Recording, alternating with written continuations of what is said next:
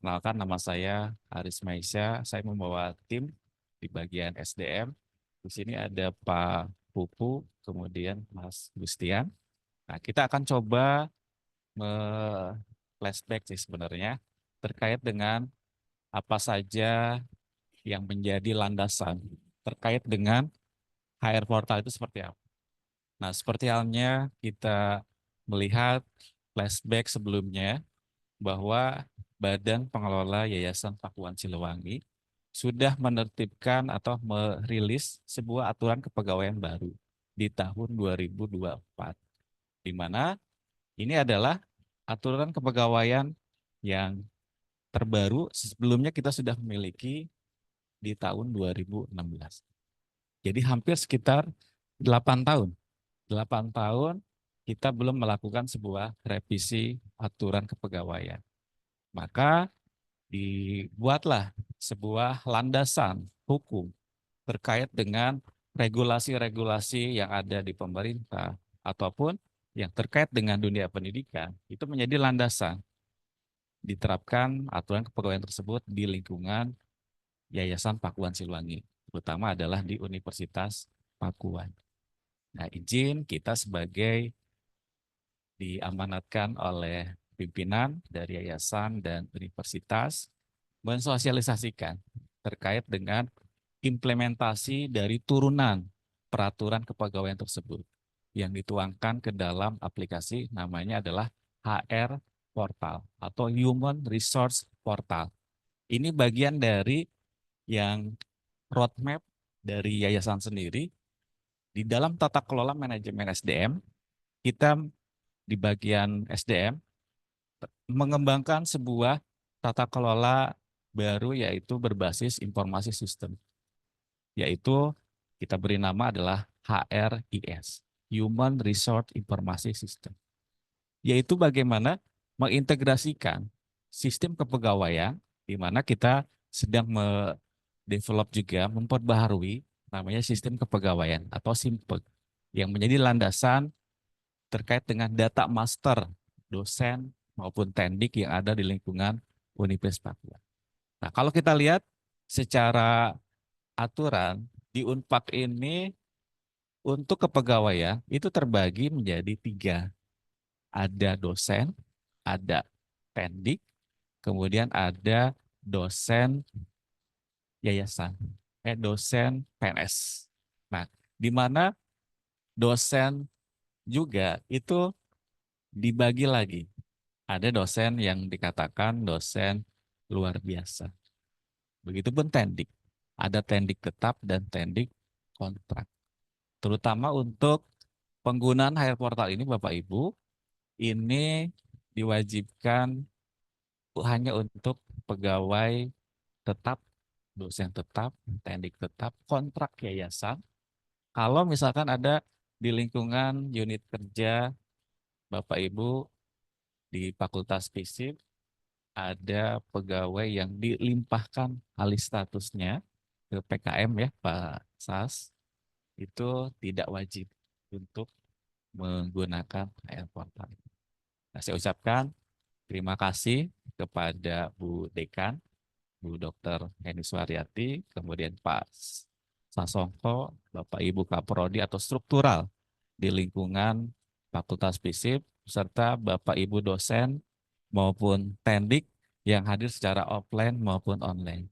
Ya, kita hari ini ibaratnya adalah kita sharing saja, karena sebelumnya launching HR Portal sudah dilakukan 2 bulan yang lalu, pada bulan Juli, awal Juli. Itu bagaimana kita merilis sebuah sistem sebagai turunan dari aturan kepegawaian yang kita akan coba melakukan mensosialisasikan bagaimana penggunaan atau fungsinya itu untuk apa saja. Nah, salah satunya adalah untuk kehadiran. Yang selama ini sebelum pandemi, Bapak Ibu mungkin terbiasa kalau masuk kantor kita melakukan cek melalui fingerprint. Tetapi karena adanya pandemi, maka fingerprint itu sudah tidak digunakan lagi. Kita pada saat pandemi kita ibaratnya lockdown ya, bekerja aktivitas di rumah.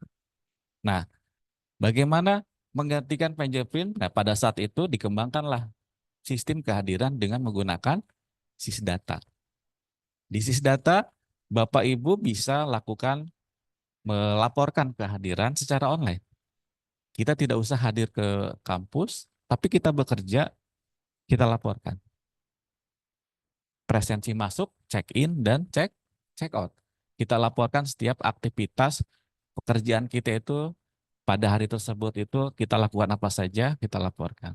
Nah, supaya pimpinan, baik di fakultas maupun universitas, nah pada saat nanti mereka kehadiran untuk payroll, itu kan ada dasarnya. Benar tidak ini karyawan ini atau dosen ini bekerja. Nah, kita tidak bisa pemantauan itu kan di rumah masing-masing.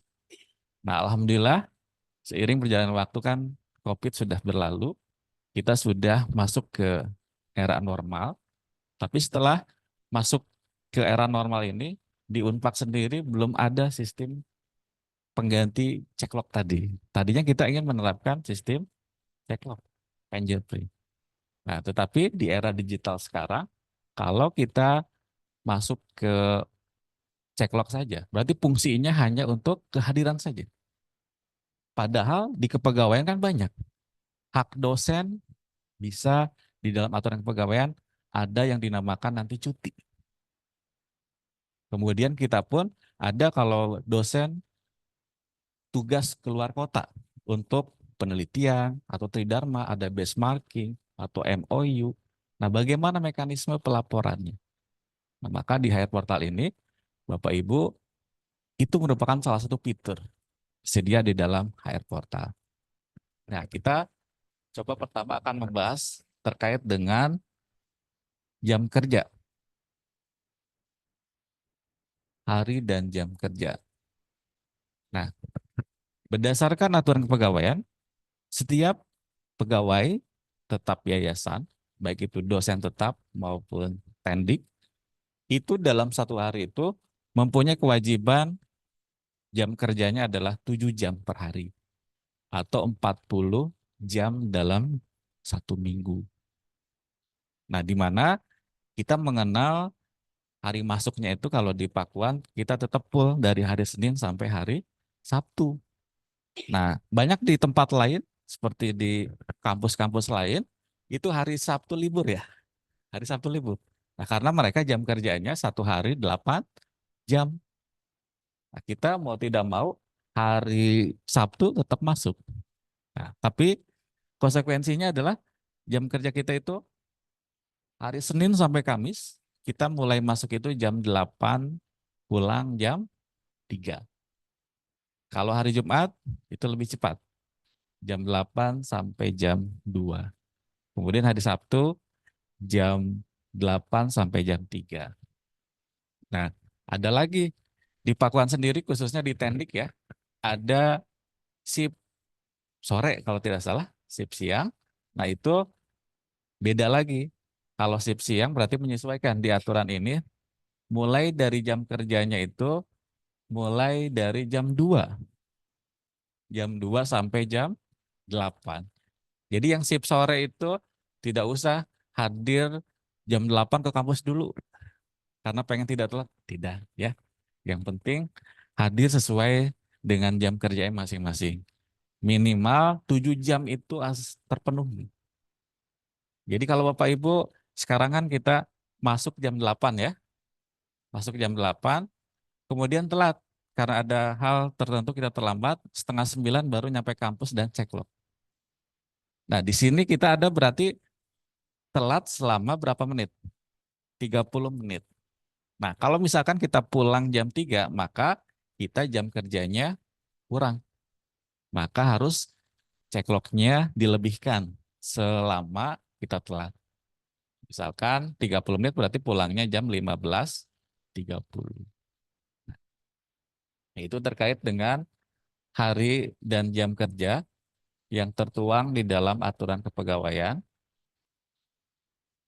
Nah, berikutnya adalah cuti. Nah, cuti ini menjadi salah satu fitur yang terdapat dalam HR Portal Jadi dosen maupun teknik itu berhak memiliki atau memanfaatkan hak cuti. Pertama ada cuti tahunan. Kalau cuti tahunan itu semuanya berhak, di mana cuti tahunan maksimal mendapatkan jatahnya adalah 1 tahun 12 hari.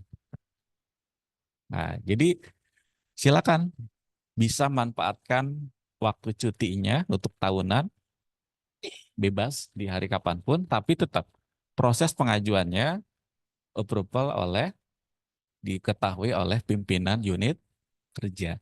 Jangan sampai nanti dosen atau tendik semuanya satu lingkungan ada 10 orang. 9 orang majukan cuti. Nah, Bu ini pusing. Orangnya nggak ada semua, nggak ada yang kerja. Nah, tapi diatur-atur siapa, dan permohonan cuti pun tidak boleh mendadak. Minimal ada jedanya, paling cepat itu 3 hari sebelumnya atau 1 minggu supaya ada jeda. Nah, kemudian ada cuti sakit melahirkan, untuk menunaikan ibadah baik haji ataupun umroh, kemudian cuti di luar tanggungan, kemudian cuti karena alasan penting seperti misalkan pernikahan. Bapak Ibu dosen atau tendik ada yang menikah nih. Nah, boleh mengajukan cuti pernikahan. Itu beda dengan cuti tahunan. Di mana cuti pernikahan itu 6 hari, jatahnya 6 hari. Kemudian cuti karena misalkan anggota keluarga meninggal, menikahkan anak, menghitan, atau istri melahirkan. Itu pun ada batasan cutinya.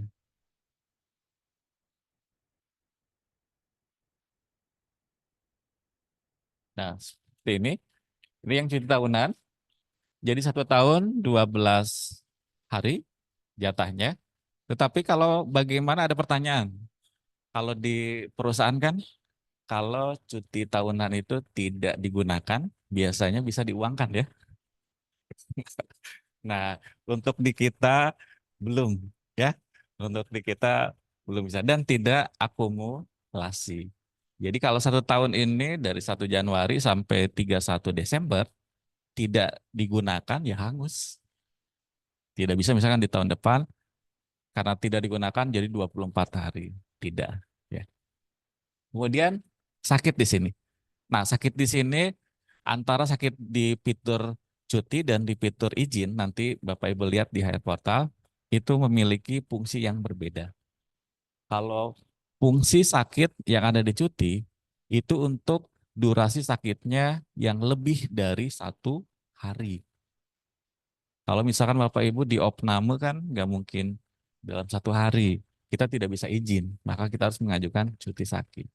Tetapi cuti sakit pun di aturan kepegawaian itu paling lama itu 3 bulan. Kalau misalkan sakit terus berkepanjangan selama 3 bulan, kemudian tidak ada untuk bekerja kembali itu sudah susah, maka sesuai dengan aturan, nanti yayasan itu berhak melakukan pensiun dini untuk pegawai tetap maupun dosen, karena tidak ada aktivitas. Nah, jadi kembali lagi, nanti aturan ini turunan di bagian SD mungkin ada. Kemudian melahirkan, nah mungkin ini bagi ibu-ibu ya. Nah, kita berdasarkan aturan Omnibus Law atau yang peraturan pemerintah baru, tetap melahirkan itu kita berikan maksimal adalah 3 bulan.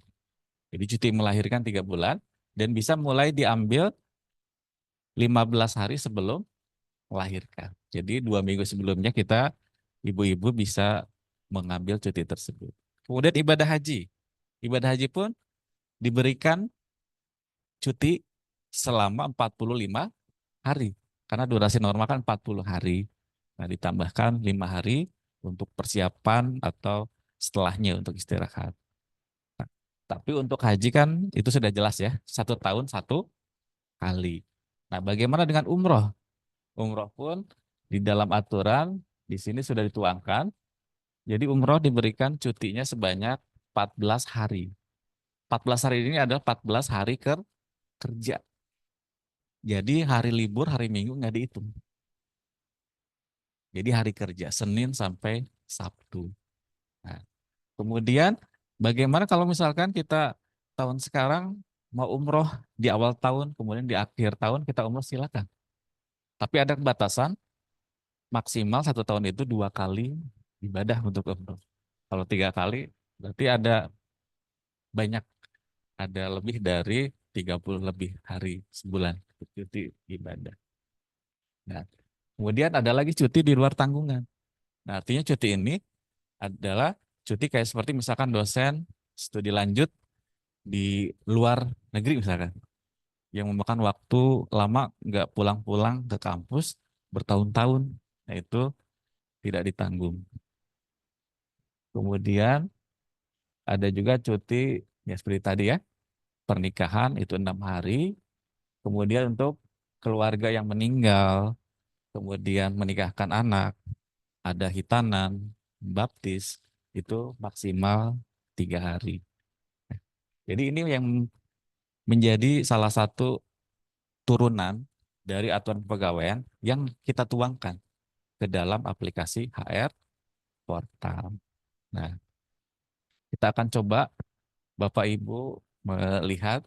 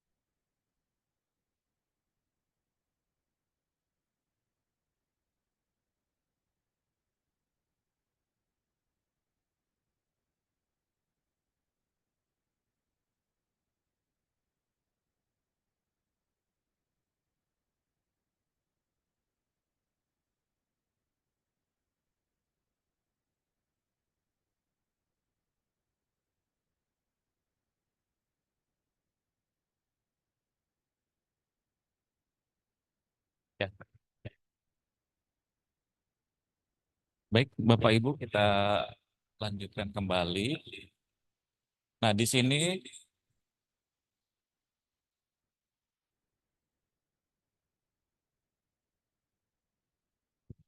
dikecilin aja. Ya.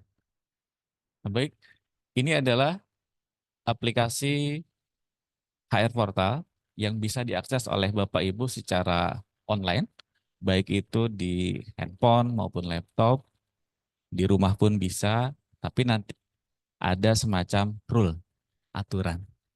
Nah, untuk mengakses HR Portal, Bapak Ibu membuka alamat linknya adalah hrportal.unpad.ac.id. Nah, silakan Bapak Ibu bisa mengakses.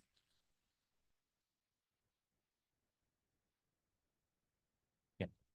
Nah, ini alamatnya Bapak Ibu, hrportal.unpad.ac.id.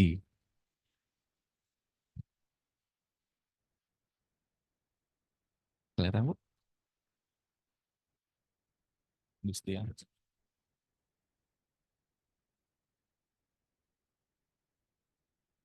HR, HR Portal, silakan dibuka browsernya saja, hrportal.unpad.ac.id. Ini diperbesar ya.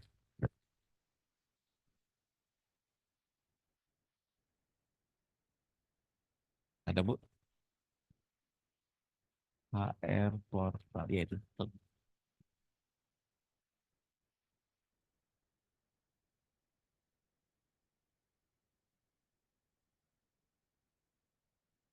Ya, silakan.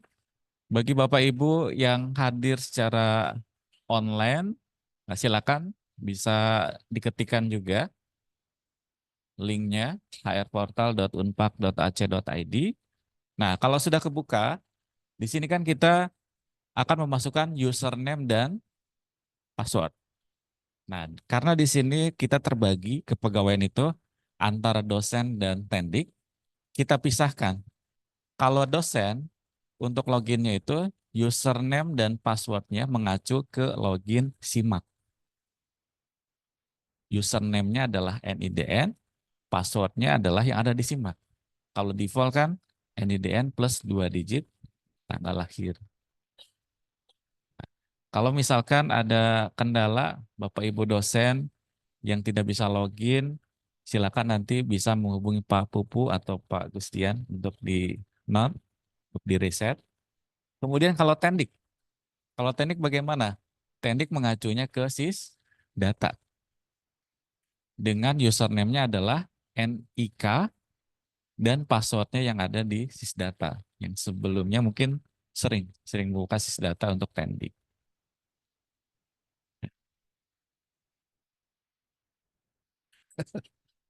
Nah, baik, kita coba masukkan.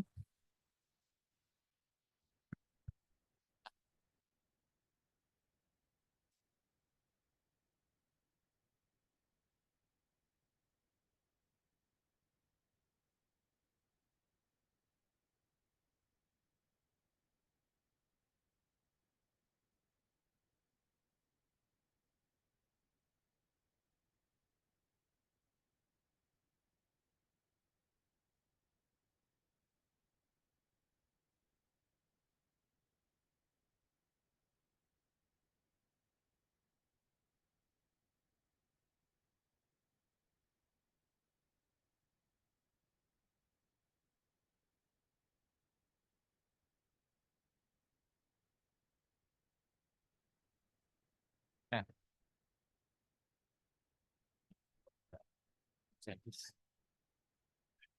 oke. Nah, sudah kebuka Bapak Ibu semua? Sudah ya? Nah, kita coba lihat. Di sini adalah tampilan pertama kali setelah berhasil login. Ini akan memunculkan namanya dashboard atau tampilan quick report. Kalau kita lihat di sebelah menu kiri, paling atas, di situ ada dashboard. Kemudian ada fitur cuti. Cuti itu yang tadi. Kalau kita ingin mengajukan cuti, kayak cuti tahunan, cuti melahirkan, dan lain-lain. Kemudian ada izin, kemudian ada klaim presensi dan SPD. Nah, kita lihat di bagian kanan di dashboard, itu ada kayak semacam reporting terkait dengan kita sudah hadir berapa kali, kemudian tidak hadir, berapa kali mengajukan cuti, izin, dan lain-lain. Dan di bawahnya di sini, nah kebetulan ini akun saya barusan digunakan oleh tim yang lain yang untuk sudah melakukan presensi. Nah, ada aturan untuk kita bisa melakukan presensi. Hayat Portal ini kan bisa diakses secara online. Bisa di kampus, di rumah, dimanapun bisa. Tetapi untuk presensi hanya bisa dilakukan di lingkungan kampus. Dengan connect, nah, dengan connect WiFi kampus, untuk akses ataupun eduroll. Jadi Bapak Ibu nggak hanya di FISIP, misalkan kita baru di parkiran, di depan, di belakang, itu bisa. Di depan kampus pun pasti bisa, di depan rektorat.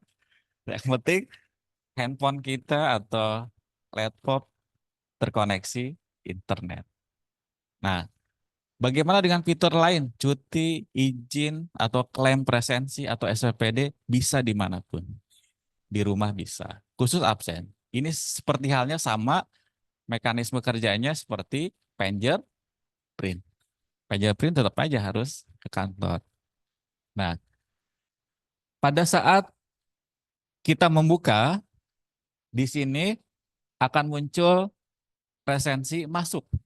Nah, presensi masuk kalau jam 8 ke bawah, paling lama jam 8, itu nanti muncul presensi masuk, tulisan presensi masuk, tapi warnanya hijau. Artinya kita masuk tepat waktu atau kurang.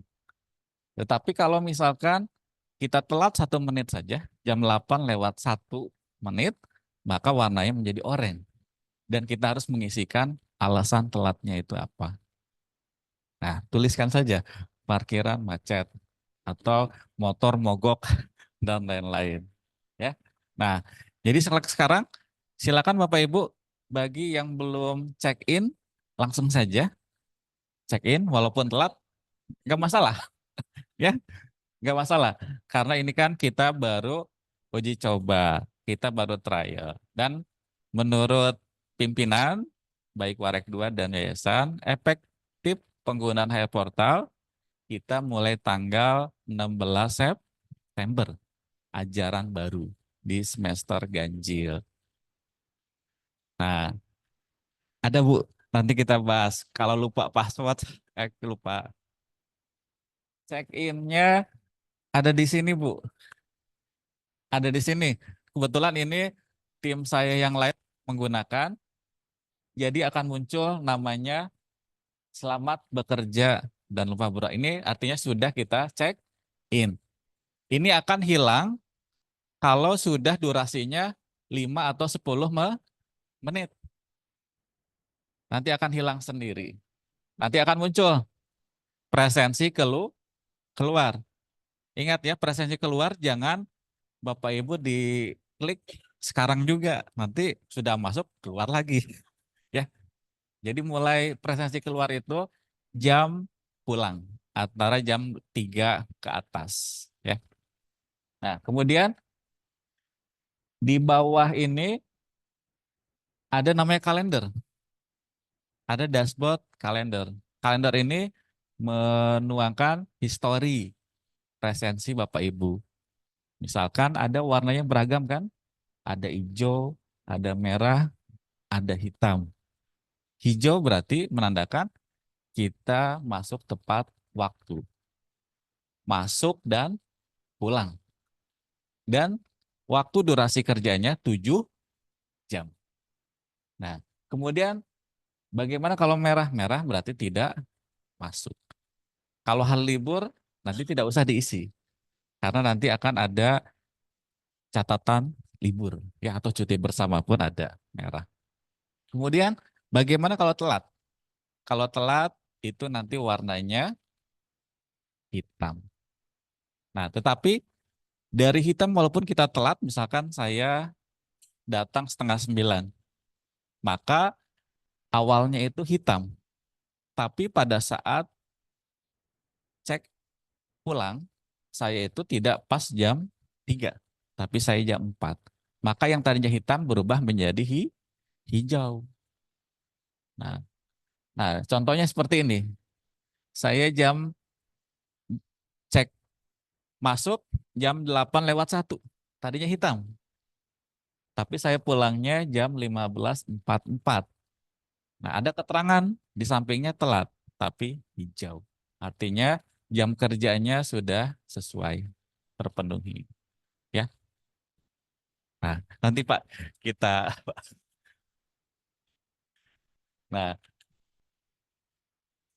Nah, kemudian nanti di sini pun kalau Bapak Ibu ada cuti, ada SPPD, warnanya lain di kalendernya sesuai.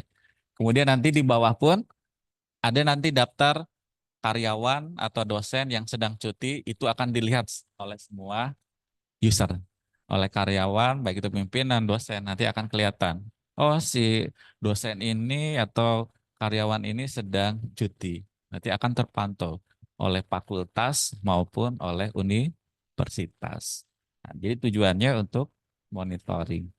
Nah, selain presensi apa lagi? Nah, seperti yang tadi saya katakan, ada namanya izin.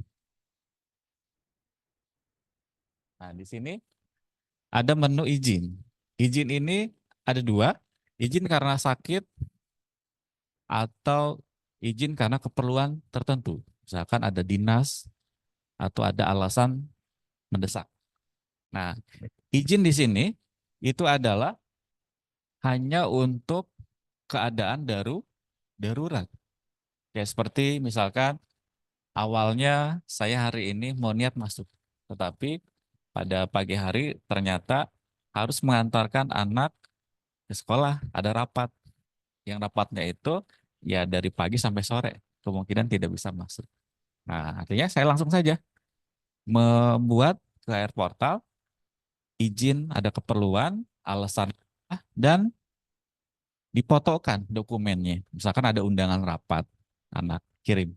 Nanti kita tujukan ke atasan kita itu siapa. Kalau di fakultas, berarti atasannya adalah wakil dekan 2, Pak Sasongko. Jadi Pak Sasongko ada tugas baru, Pak, di bagian SDM, ada untuk verifikasi. Jadi Bapak Ibu di sini izin, ada pengajuan, ada verifikasi. Ini berarti khusus struktural. Jadi kalau struktural menunya itu ada 2. Ada pengajuan untuk dirinya sendiri dan ada verifikasi untuk memverifikasi usulan dari karyawan ataupun dosen di lingkungan Pasasangko atau di lingkungan FISIP. Nah, seperti kita cek. Nah, untuk mengajukan kita klik tambah. Nah, di sini Pak Gustian coba klik tanggal izin. Nah, di tanggal pada saat kita memilih izin itu hanya kebuka adalah tanggal aktif hari ini. Tanggal kemarin sama tanggal nanti besok itu tidak bisa diklik. Karena ini adalah hanya untuk hari aktif saja. Karena keadaan darurat. Kemudian jenis izinnya apa? Bisa pilih. Izin karena sakit. Yang tadinya kita mau berangkat ternyata sakit, itu bisa keperluan keluarga atau dinas. Misalkan Bapak Ibu yang mau melaksanakan penelitian atau kunjungan ke desa misalkan. Ada, kalau datang ke kampus dulu makan waktu, rumahnya jauh. Kita mau langsung ke tempat saja. Nah, itu berarti Bapak Ibu langsung saja membuat izin. Izinnya dinas, tujuannya apa? Misalkan uploadnya apa? Surat tugas. Misalkan dari Bu Heni sudah menugaskan dosen tersebut ada kunjungan, promosi misalkan ke daerah tertentu. Daripada ke kampus, ya mendingan langsung berangkat. Itu bisa. Jadi kita fleksibel. Jadi kita tidak tidak ibaratnya dengan adanya sistem kita ingin tidak mempersulit, tapi ingin mempermudah. Supaya tujuannya adalah semua aktivitas dosen maupun tendik terdokumentasi, tercatat. Jangan sampai nanti Pak Sasongko ngelihat dosen sama tendiknya banyak. Ternyata kita tidak tahu aktivitasnya seperti apa. Nah, jadi di sini dengan adanya sistem ini bisa dilakukan proses pemantauan. Kemudian di sini sama ada memilih dokumen dan verifikasi atasan. Nah, berarti tujuan atasannya siapa? Kalau di FISIP berarti tujuannya atasannya adalah Wadek 2, Pak Sasongko. Nanti Pak Sasongko tinggal dipilih dan submit. Kalau saya kan tadi sudah absen, maka saya tidak bisa melakukan izin lagi. Karena kan sudah hadir. Nah, jadi bagi yang belum absen mau mencoba, silahkan. Ya. Kemudian berikutnya cuti, Pak Agustian. Nah, cuti kita sama, kita klik tambah. Ya, kita klik tambah. Ibu menunya di sini. Ya.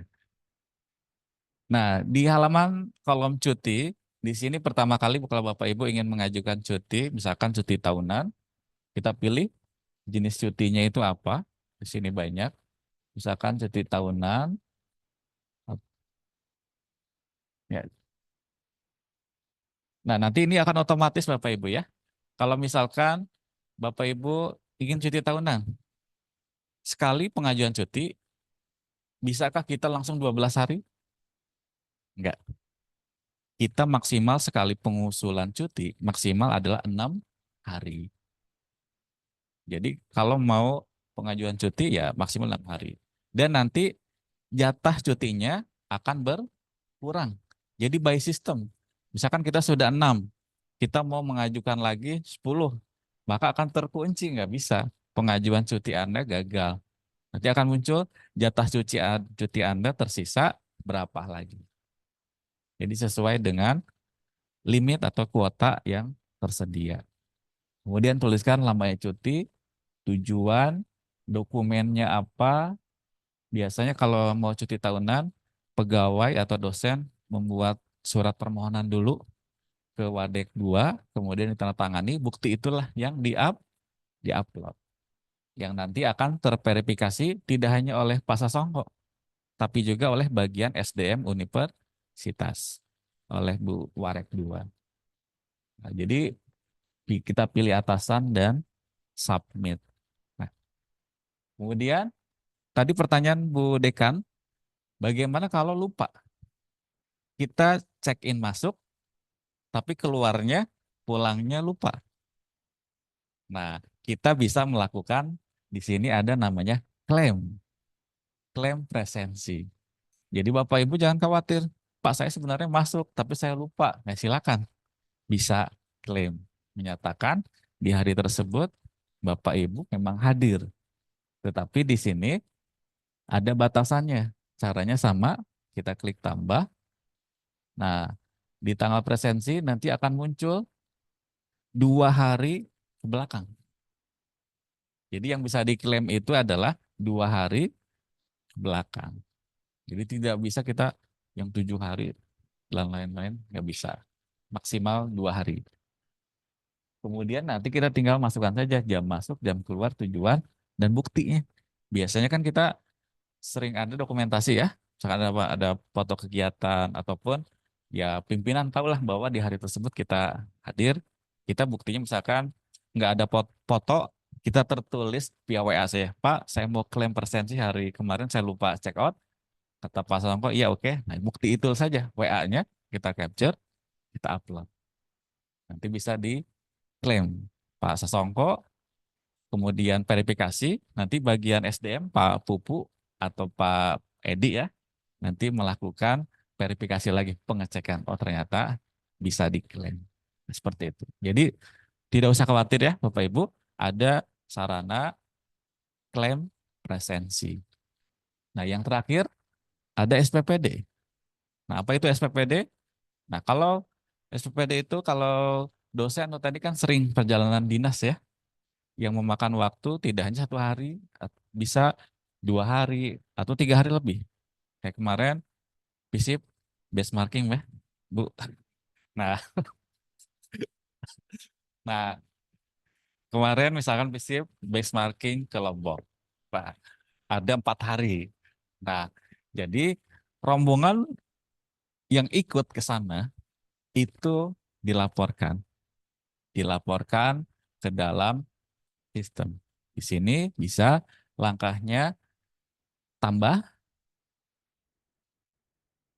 Nah, kita tuliskan tanggal berangkatnya, kemudian tanggal pulangnya kapan.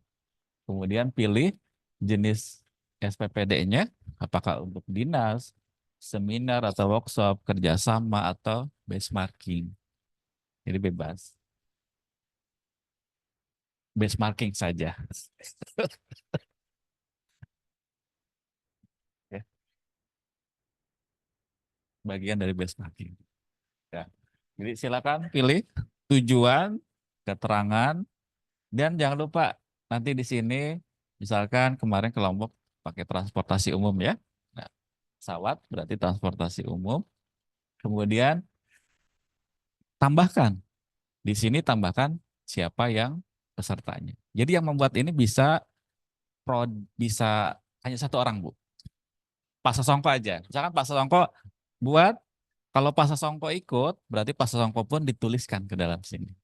Misalkan Pak Sasongko kemudian ditambah siapa? Misalkan Pak Redi.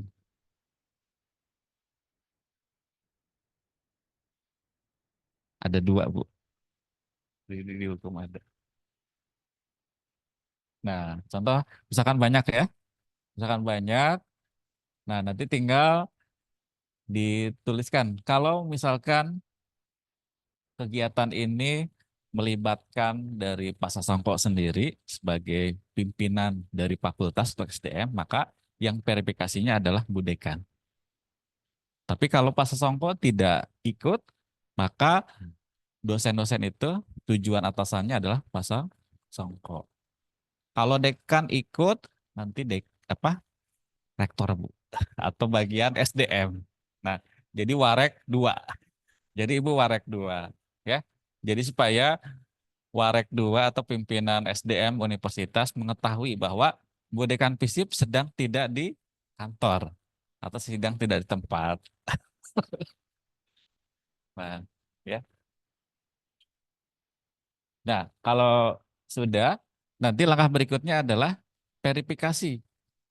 Verifikasi yang ada di menu Pak Sasongko tadi. Mungkin di trial aja Pak Gustian ya. Ya, nanti atasannya Pak Sasongko September berarti.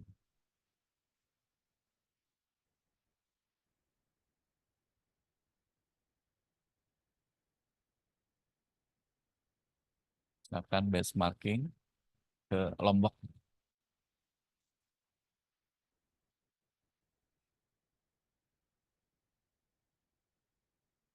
Iya, tes aja bebas.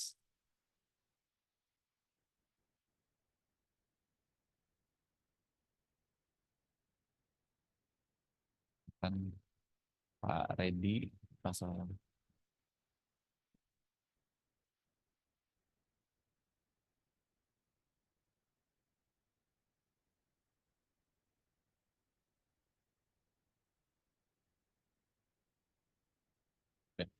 pilih atasan Bu Heni,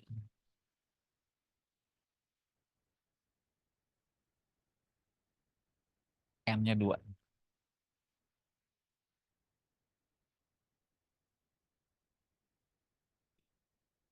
Oh, WD semua ya. Oke, oke. Ya udah pas rokok dulu. Ya, ya. Oke. Nah, jadi anggap saya kan sebagai contoh ya, saya membuat pengajuan SPPD untuk Bahasa Songko, misalkan Pak Ridi ya, Pak Ridi bisa tuh, bisa dikoordinir, misalkan ada surat tugas, ada dosen berkunjung kemana, langsung saja oleh bagian SDM atau TU dibuatkan SPPD-nya. Jadi nggak usah dosen yang bersangkutan. Nah, statusnya adalah menunggu. Berarti menunggu ini harus diverifikasi oleh Pak Sasongko dulu. Nah, silakan bebas Bu. Sebelum pelaksanaan aja.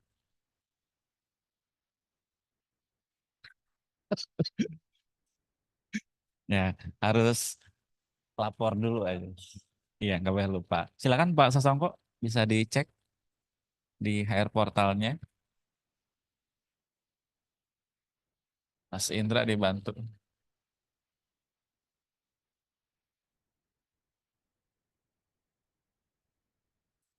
Ya, nanti kita cek. Ini pimpinan apa struktural Wadek 2 SDM aja kayak gitu. Kita cek di kan seharusnya masuk sih. Iya.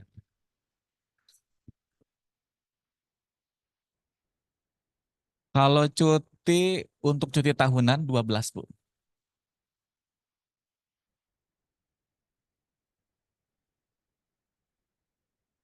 Cuti umroh 14 hari. Otomatis. Otomatis nanti berkurang ya. Enggak. Sudah? Oh ya.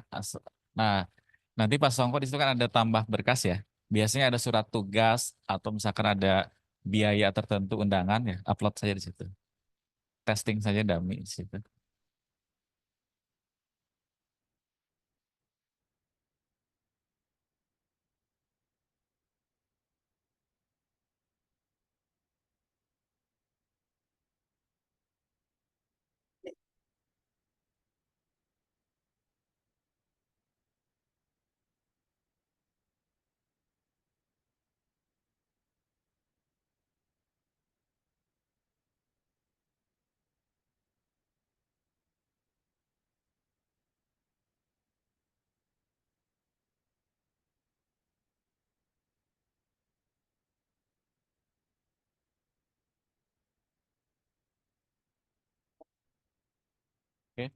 Sudah berhasil di refresh.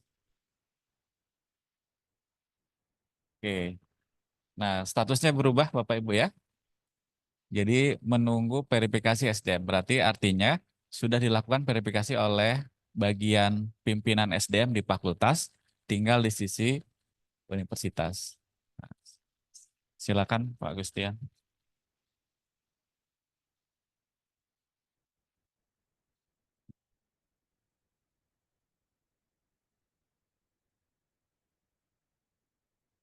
Nah, silakan langsung saja sambil berjalan. Mungkin ada sesi tanya jawab atau Bapak Ibu yang hadir di sini atau Zoom yang mau ditanyakan silakan. Mangga.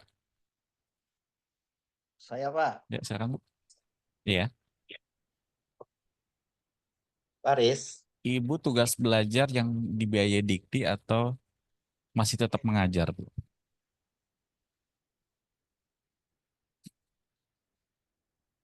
Nah,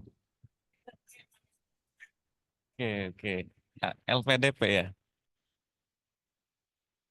BPI. Nah, mungkin sebagai informasi saja, Bu ya, kalau beasiswa dibiayai oleh LPDP, BPI, itu kan kita sudah mentandatangani fakta integritas bebas dari kegiatan belajar mengajar.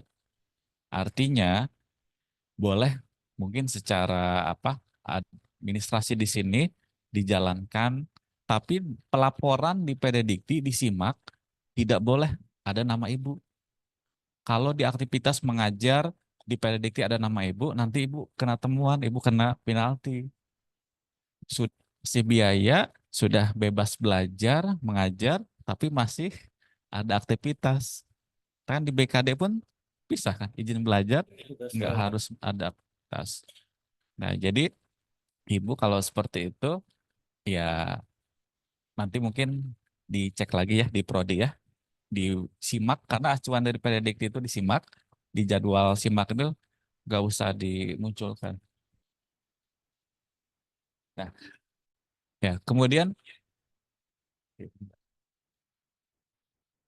kalau bagaimana mekanisme di sini? Kayak seperti saya Bu, kalau saya kan sama saya sudah dilanjut juga, tapi saya biayanya bukan biaya pemerintah, artinya biaya sendiri atau beasiswa internal gitu. Nah, saya kan masih tetap mengajar. Berarti proses absensinya tetap sama, Bu. Tetap sama, mengikuti aturan. Kalau misalnya pada saat saya mau bimbingan, sedang keluar kota atau cari data, ya saya lakukan proses izin ataupun dengan SPPD tadi. Pimpinan tahu. Jadi pada saat saya tidak ada, sama pimpinan saya WR2 ya bisa tahu saya sedang ada di luar kota, tidak ada di stay di kampus. Ya. Sudah, Pak Gustian? Oh ya, silakan.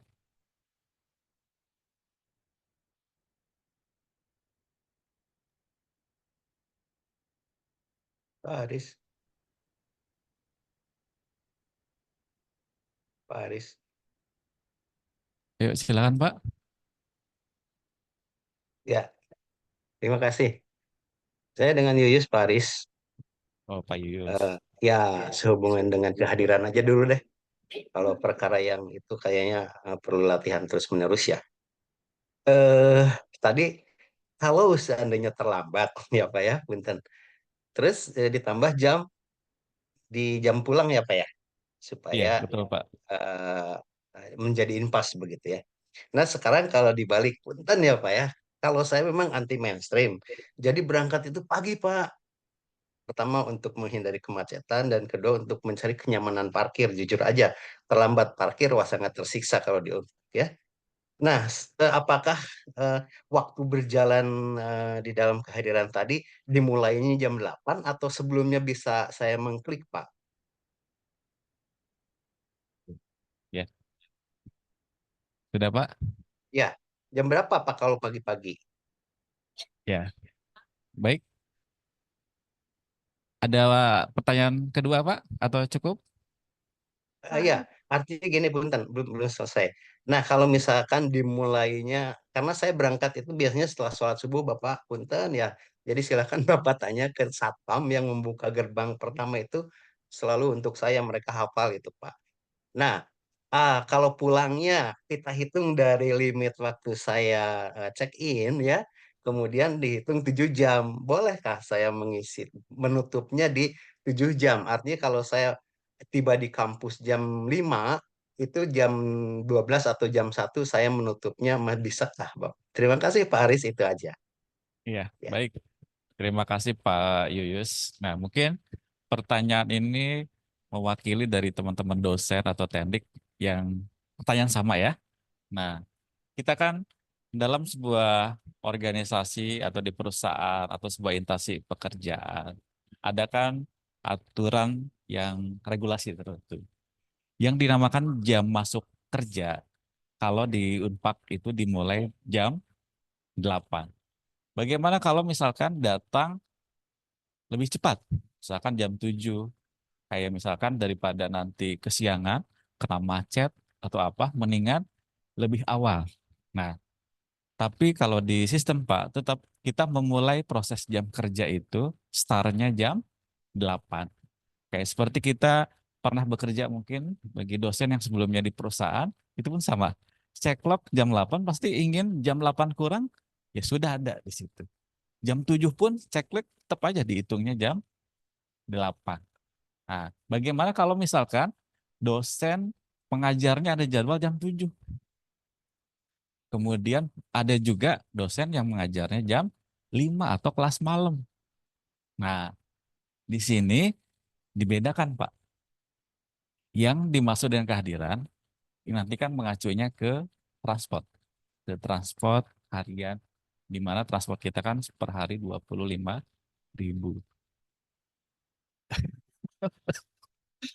Nah, kita pada saat dosen nih, dosen mengajar jam 7, ada lagi jam 1, ada lagi kelas malam. Kalau kita lihat dari hitungan jam, berarti lebih dari 7 jam. Tapi kan dosen tersebut untuk mengajar mendapatkan honor terpisah, yaitu honor mengajar yang termasuk ke dalam variabel payroll. Untuk transportnya dapat juga, dapat transport, dapat juga honor mengajar. Nah, ada juga mungkin pertanyaan bagi Bapak Ibu teknik atau dosen, Pak, kadang teknik itu ada kita pulangnya itu jam 8, jam 7. Kita overtime. Apakah masuk lembur atau tidak? Kalau misalkan dikatakan lembur atau tidak, kalau misalkan ada kegiatan kayak seperti misalkan prodi di FISIP ada mau akreditasi, ada misalkan ada kegiatan tertentu, ada sidang, sidang yang kemarin kan mau mahasiswa DO terus kan dari pagi sampai malam dan terus menerus. Nah, kalau akreditasi contohnya itu kan masuk ke dalam kepanitiaan. Kalau kepanitiaan di overtime, nanti di akhir kegiatan kan mendapatkan insentif tersendiri. Nah, jadi itu sudah tidak masuk ke dalam kategori lembur. Bagaimana kalau dikatakan seseorang mendapat lembur? Itu harus bukan dari karyawan atau dosennya. Saya mau lembur nih. Tidak. Tapi harus diketahui oleh pimpinan, oleh Pak Sasongko, oleh Bu Henny. Jadi yang ada lembur kegiatan yang harus selesai di hari itu juga, tapi bukan karena pekerjaan rutinnya ditunda-tunda, yang seharusnya dikerjakan di hari kerja, jam kerja, ah ada kegiatan lain sehingga sore hari harus bekerja ekstra. Bukan seperti itu. Tapi ada target yang harus tercapai. Nah, itu kembali lagi ke kebijakan dari SDM dan keuangan di fakultas atau di unit kerja masing-masing. Karena pasti sudah ada SOP. Kalau di sistem ini kita hanya merekap kehadiran saja sebagai histori aktivitas kehadiran. Ya. Mungkin itu sebagai menjawab dari pertanyaan Pak Yuyus. Ya, silakan.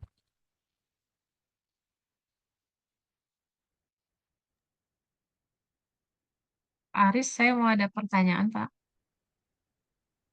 Pak Aris, punten yang di chat juga dijawab ya. Coba diulangi, Bu.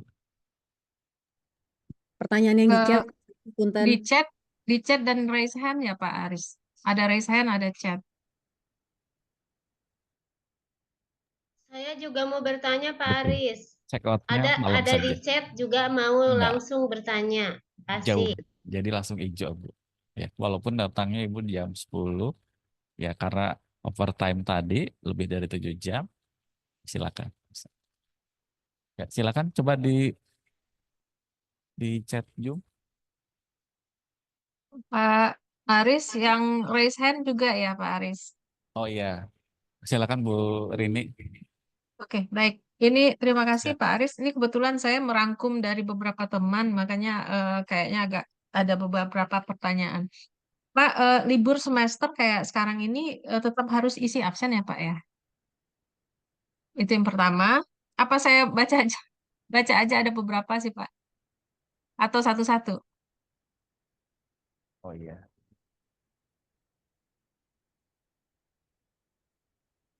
Suara saya terdengar Bu, Pak ya. Aris? Ya Bu. Nah di sini Bu Dini, apakah lembur? Hmm. Kalau lembur, apakah berpengaruh kepada kenaikan gaji? Itu Nah, udah dijawab ya Pak tadi. mungkin saya jawab satu per satu, Bu Rini ya dari chat ini. Nah, untuk lembur tadi kembali lagi ke kebijakan dari masing-masing unit kerja. Nah, kalau dari segi HR portal ini, kita hanya merecord terkait dengan kehadiran. Ya, Tunggu, untuk Mel. kenaikan Lagi gaji nanya. dan semacamnya itu kebijakan dari Ada di situ. pimpinan. Kemudian Bu Intan misalkan masuk jam 11 sampai jam 6 itu bagaimana? Nah, untuk dosen ya. Misalkan Ibu di sini kan mengajar. Dosen mengajar sebagai dosen apa? Dosen tetap atau dosen luar biasa? Tetap. Nah, kalau dosen tetap seperti halnya di aturan kepegawaian itu kan tetap masuknya jam 8, pulang jam 3. Tapi karena kita dosen kan berbeda, ada namanya Tridharma. Jadi ada kita mengisi penelitian, pengabdian masyarakat, tidak hanya mengajar saja. Mungkin tadi karena Ibu masuknya jam 11, itu karena ada kegiatan lain, nah silakan. Nanti pada saat Ibu hadir, check-in saja. Check-in masuk, tuliskan alasannya. Misalkan alasannya, saya sedang ada keperluan, makanya masuknya jam 11. Pulangnya jam 4 atau jam 5, ya silakan. Yang penting bisa check-in.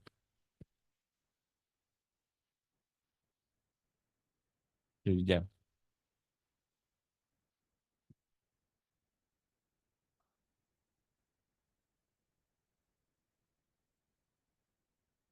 Oke, boleh Pak. Boleh. Hijau. Kalau ada dua rule. Pertama, tepat waktu jam 8 sampai jam 3 itu hijau tanpa ada embel-embel keterangan. Tapi kalau misalkan telat tapi memenuhi jam kerja, itu tetap akan hijau tapi dalam kurung nantinya telat. Tapi nggak usah khawatir, itu masih terikot. Terikot ke kehadirannya sudah terpenuhi. Kemudian Bu Alo, apa ini? Oh, setiap harus datang ke kampus. Iya Pak Aris, ini ya. Ayo. Iya, sekalian saya bertanya aja ya Pak Aris ya. Ya, silakan Bu. Berhubung kan saya tinggal di Bekasi nih Pak Aris. Jadi Ya. kalau misalnya setiap hari misalnya ya, sekebayang ya Pak Aris, saya ke kampus nih. Lalu apa namanya? Check-in doang. Sementara kan saya kan nggak struktural ya, saya dosen biasa aja. Jadi ngajar tuh saya seminggu 2 kali. Nah, misalnya kalau saya sengaja-sengaja nih absen gitu ya. Mohon maaf ya, saya mau infoin kalau saya itu sekali berangkat tuh PP itu habis 150.000 ya Pak Aris. Kalau saya 6 hari harus absen gitu datang ke kampus kan Pak Aris mungkin gaji saya habis buat ongkos aja ya Pak Aris. Mohon maaf. Jadi itu mau saya tanyakan ya Pak Aris. Terima kasih. Ya, baik Bu. Nah, memang ini pertanyaan ini selalu muncul di setiap roadshow ya. Kebetulan ini adalah tempat ketiga yang sebelumnya saya sudah di Pak FEB. Nah, di dua tempat tadi ya menarik banget. Jadi banyak pertanyaan-pertanyaan yang hampir mirip. Tapi terkait memang kalau kita melihat Bapak, saya rumahnya di Jakarta, saya rumahnya di luar Bogor. Kalau misalkan saya datang ke kampus untuk check in dan check out, ongkosnya pun lebih besar perjalanan. Ya, memang ini menjadi salah satu salah satu problem ya, ataupun masukan bagi kita. Nanti untuk kebijakan, untuk hal-hal khususnya dosen, kita akan sampaikan Pak. Karena itu kan terkait dengan kebijakan ya, kebijakan. Dan saya di sini untuk hal kebijakan mungkin bukan wewenang saya hanya nanti Pak Pupu di bagian HRD ya, nanti akan mencatatnya, kita akan sampaikan ke pimpinan, baik itu di Warek 2 dan di yayasan. Tapi secara intinya, kalau kita sudah komit dengan fakta integritas pada saat kita pengangkatan dosen tetap atau tendik tetap, di situ kan sudah tertuang akan mematuhi regulasi yang ditetapkan oleh pengelola.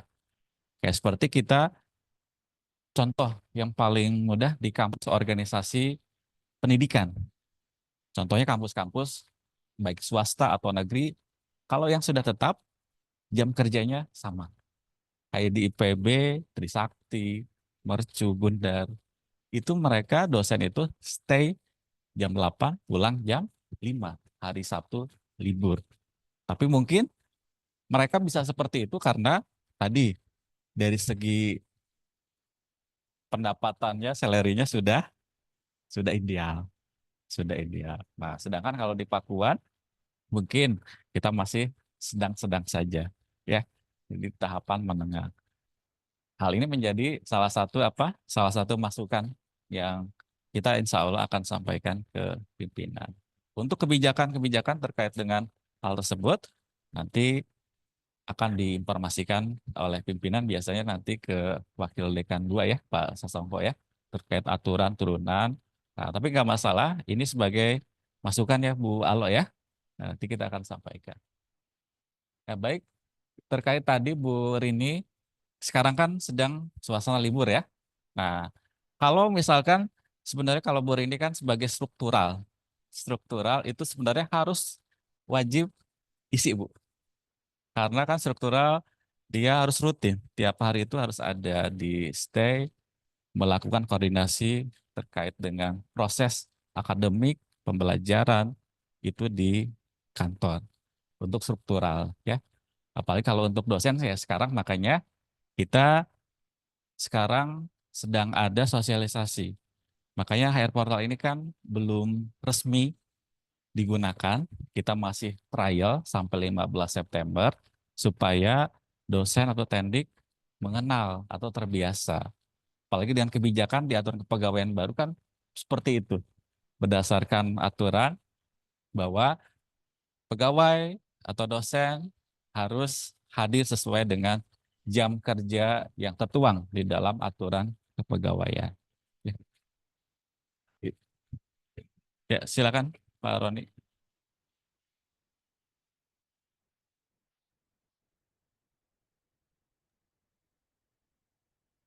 Aris, punten. Pertanyaan saya ada di chat. Jadi ada 5 pertanyaan Pak Aris, punten. Oh, ada 5. Ada. Oh, Bu Rini. Oh ya, pertanyaan pertama, libur semester harus absen? Ya, harus absen Ibu. WiFi di atas jam 17 FISIP susah diakses. Nah, oke. Nah, kalau misalkan tadi kan kalau ada akses biasa kita login itu Unpak akses ya. Lebih baik sih untuk dosen gunakan EduRoam. Gunakan login EduRoam saja. Ya, karena EduRoam kalau misalkan Ibu kuliah misalkan di UI, ITB, login internet di UI, ITB bisa gunakan WiFi aksesnya itu. Sekali login kita di Pakuan, di kampus pun langsung connect. Jadi tidak Caranya usah Pak, login lagi. cara eduromnya gimana Pak? Nah, caranya hampir sama, Bu. Kita ketikkan username-nya NIDN, kemudian ada tambahan @unpak.ac.id. Jadi ada tambahan email ya. nidn@unpak.ac.id. Untuk password gunakan seperti akun SIMAK ya, password SIMAK. di Instagram, di website kita sudah sosialisasi Bu, cara untuk Unpak akses, untuk EduRoam, itu loginnya seperti apa. Kemudian nomor 3, kalau mengajar malam, bolehkah check-in jam 13? Nah, kalau Ibu misalkan ada jadwal jam 13, paginya tidak ada ngajar, tidak ke kampus, ya nggak apa-apa, mulai startnya di jam 13. Jadi pada saat alasannya, tuliskan saja. Saya ada kelas malam, pada saat pulang kelas malam, ya kita check out. Kemudian yang keempat, kalau tidak mengajar tiap hari, apakah tetap harus hadir tiap hari? Nah, seperti tadi ya.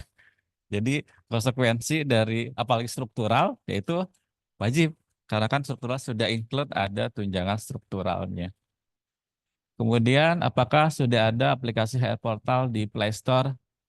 Belum ada Bu. Kita sifatnya masih website. Artinya bisa diakses secara online dengan alamat website aplikasi hrportal.unpak.ac.id. Ya, itu Bu Rini, 5 pertanyaan dari Bu Rini. Baik, terima kasih Pak Aris. Ya. Baik, di sini ada lagi Pak Sardi. Pak Sardi, jumlah dosen di Unpak lebih dari 500. Apakah pihak kampus pernah mendata dosen untuk tendik yang terbiasa menggunakan mobil atau menghitung kecukupan lahan karena datang bersama? Oke, ya memang jumlah dosen dan tendik di Pakuan di sini hampir 1.000 orang Pak, 1.000 orang. Jadi dalam hal dosen sendiri, dosen tetap, dosen di sini ada dosen tetap, dosen NIDK, dan dosen PNS. Kita ada sekitar 467. Sedangkan tendik ada sekitar antara tetap dan kontrak ya, sekitar 300-an. Nah, kalau kita lihat idealnya proporsinya 1 orang tendik melayani 5 dosen. Tapi sekarang hampir perbandingannya hampir seimbang. 1:2 kalau tidak salah. Nah, jadi sebenarnya tidak bisa disamakan seperti itu. Karena kan mungkin setiap fakultas atau prodi beda-beda Pak ya. Kayak seperti komunikasi, mahasiswa yang banyak, ya tidak hanya pelayanan ke dosen saja, tapi untuk ke mahasiswa. Nah, untuk hal SDM mungkin Pak Sasongko lebih paham ya. Karena kemarin kan dari yayasan sudah ada mapping. Sudah ada mapping kira-kira kelebihan dari masing-masing fakultas itu berapa orangnya. Nah, untuk dari jumlah tadi hampir 1.000, apakah kalau misalnya datang bersamaan lokasi tempat parkirnya itu terpenuhi? Nah, memang ini menjadi apa? Menjadi salah satu kendala ya. Nah, kemarin sih sempat kita hitung Pak, rencana wisuda nanti itu terus akan dilaksanakan di Pakuan. Kita sudah estimasi menampung sekitar berapa, Pak Pupu, untuk parkir? Iya, untuk parkir mobil menampung 500 mobil Pak, ya, sampai ke depan. Jadi ini kita sudah menghitung untuk antisipasi wisuda. Ya, jadi pada saat bersamaan ya sebenarnya nggak, dosen sama tendik kalau berhadir secara bersamaan di jam pagi misalkan, nah itu nggak jarang sih sampai full ya, sampai full. Pasti ada saja yang datangnya itu tidak pas jam 8 atau kurang. Kita sudah perhitungkan. Kemudian pertanyaan kedua dari Pak Sardi, setiap akan akreditasi, pihak fakultas selalu menanyakan kegiatan di luar sebagai dosen, sebagai aktivitas di asosiasi dan lain. Apakah ada kebijakan memperhitungkan resiko yang dihadapi jika dosen yang datang tepat waktu jam 8 selama 8 jam? Nah, ini seperti yang tadi saya sampaikan, tugas dosen kan tridharma, tidak hanya mengajar, ada kegiatan di luar kampus, ada kegiatan mencari networking dan lain-lain. Silakan saja berjalan, karena itu aktivitas yang harus ada sebagai bentuk tridharma dosen. Tinggal kita catatkan saja orientasi pelaporan. Kalau kita keluar kampus, kita tuliskan izin disampaikan ke pimpinan melalui HR Portal ini. Jadi ada record dokumentasinya. Dan itu Bapak tidak usah datang kalau misalkan ada kegiatan di luar, tidak usah jam presentasi masuk ataupun presentasi pulang karena sudah izin tadi. Itu sebagai untuk pertanyaan nomor 2 ya dari Pak Sardi. Ya. Baik, berikutnya mungkin Pak Roni. Baik, terima kasih Pak Haris. Assalamualaikum warahmatullahi wabarakatuh. Sebelumnya saya sebenarnya menyambut baik ya. Ini kan artinya untuk memperbaiki administrasi tentang SDM. Nah, hanya saja gini Pak. Tadi saya pengadai dulu gini. Konsekuensi apa dampaknya terhadap kami, khususnya dosen gitu ya. Kalau kita tidak mengisi dalam 1 bulan full. Itu yang pertama. Lalu yang kedua, tadi disebutkan ini adalah turunan gitu ya. Nah, kalau tadi dijelaskan achievement kita kan dihitung per hari ya Pak, 8 jam. Nah, sedangkan di aturan 84 tahun 2013 tentang pengangkatan dosen, itu kan yang diatur itu 40 jam per minggu. Artinya dosen itu diberikan waktu bebas. Bebas itu yaitu tadi Bapak sudah sebutkan kita punya kewajiban tridharma, dan yang hanya wajib di kampus itu pendidikan sebenarnya. Pengabdian dan penelitian itu pasti di luar kampus. Makanya biasanya di kampus lain itu suka buat waktu efektif minimal gitu. Jadi dari 40 jam biasanya 30 jam itu di kampus. Buat yang dosen biasa struktur 25 jam, 35 itu untuk struktural misalnya kayak gitu. Nah, sisanya untuk tridharma. Nah, kalau seperti ini seakan-akan 40 jam kita full di sini, ibaratnya kayak gitu. Gitu ya. Itu yang kedua. Lalu terkait tadi jam 8 ini kayak office hour sekali ya. Tuh. Nah, kondisi aktual di kita dosen ini kan enggak semuanya dari Bogor, itu apalagi yang dari Bu Alo luar biasa dari Bekasi gitu ya. Nah, itu yang pertama, apakah itu tidak jadi pertimbangan? Maksud saya achievement kita bisa nggak dibuat per minggu gitu loh. Jadi kalau 1 hari kita nggak masuk, karena kita setiap hari nggak ngajar Pak gitu. Ya. Terus yang kedua, jangan lupa IKU dosen itu ada IKU PT, ada dosen berkegiatan di luar kampus. Kalau dengan aturan ini seakan-akan dosen harus di kampus 8 jam ibaratnya kayak gitu. Kalau enggak ya Anda enggak hijau gitu loh Pak. Nah, kalaupun oh iya tadi ada izin. Nah, ada izin konsekuensinya apa? Tadi administrasi lagi gitu.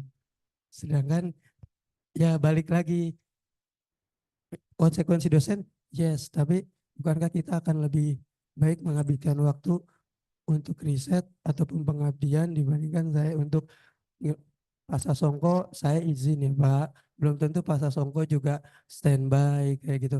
Apalagi misalnya saya Pak Doli gitu kan, oh maaf saya lagi di Pakistan kayak gitu gimana Pak, gitu loh.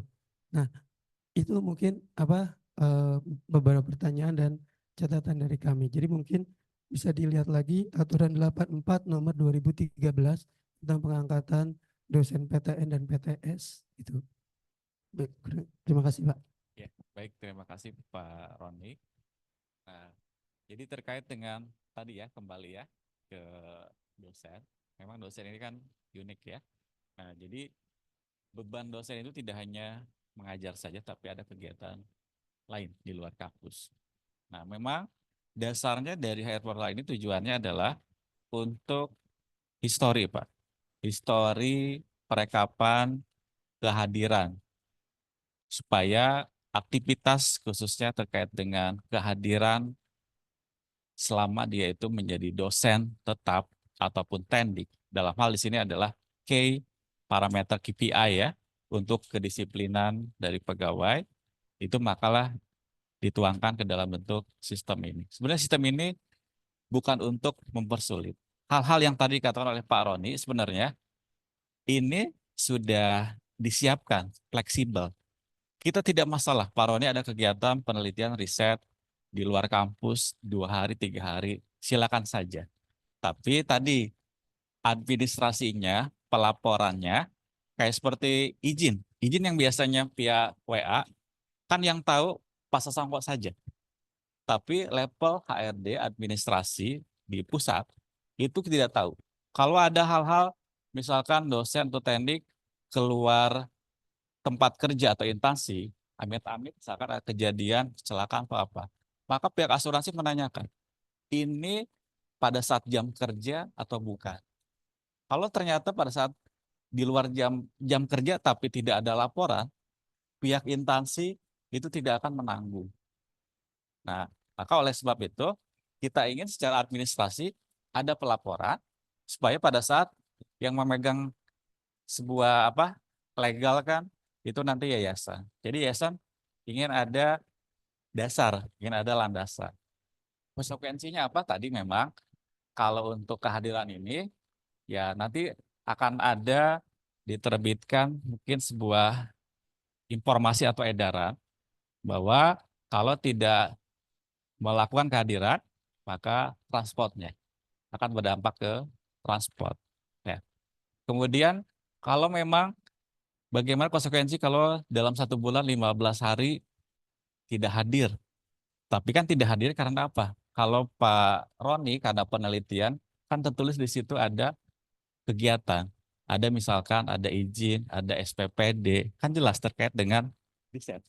Oleh bagian kepegawaian pun atau di bagian yayasan tahu si dosen ini sedang melakukan penelitian. Jadi ada semacam controlling atau pemantauan.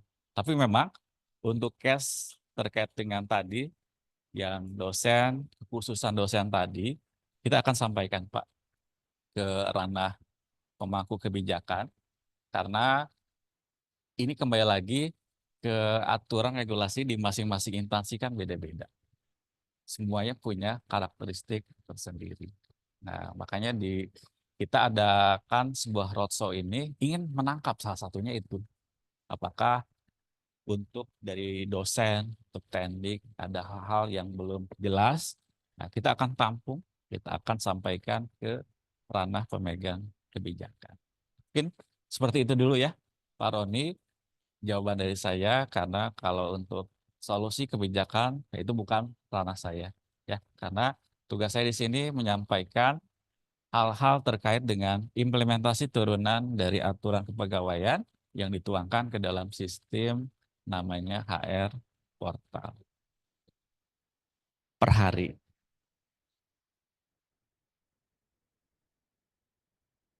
Kurang 8 jam.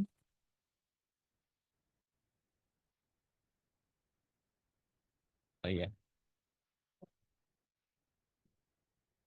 Kalau Bapak hadir, check-in nih, kalau check-in, kemudian nanti jam pulang kerjanya di luar jam, masa jamnya kurang, jam 7 jam ya. Jadi 1 minggu itu 40 jam. 1 hari 7 jam. Nanti misalkan kalau kita lupa check-in atau masa jam kerja kita tidak terpenuhi, nah nanti kita akan diskusikan terkait case ini ya Pak. Nah, apakah masuk ke dalam hitungan pemotongan transport atau tetap dihitung ya. Nah, nanti kita akan coba sampaikan ke bagian SDM atau payroll. Yang penting masih dosen atau teknik hadir check-in ya. Yang penting check-in. Tapi kalau misalkan tidak sama sekali ya itu dianggap tidak hadir. Dianggap tidak hadir, kemudian mereka pun tidak melakukan klaim, berarti hangus. Kecuali tidak hadir kemudian ada klaim karena lupa sama sekali ya silakan. Itu masih bisa kemungkinan dikatakan hadir karena ada verifikasi dari pimpinan unit kerja masing-masing.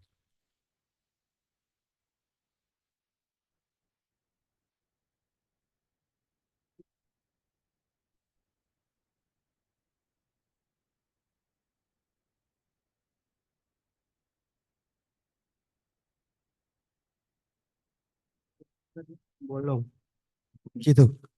Oke. Enggak.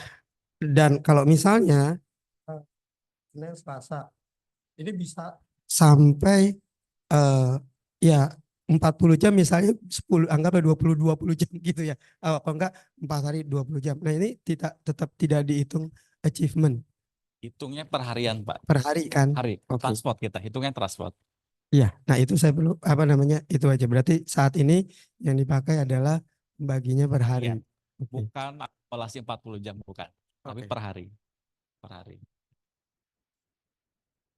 Ya. Pak Edi. Pak Aris, mohon nyambung Pak Aris. Waalaikum. Baik, Waalaikumsalam. Pak Aris, saya Muslim Pak Aris, menyambung dengan Pak Roni tadi ya. Nanti bagaimana tolong diusulkan Pak Aris ke bangku kebijakan kita itu ada punishment, pemotongan pemotongan transport dan juga rewardnya apa gitu. Kalau ketika orang itu taat gitu.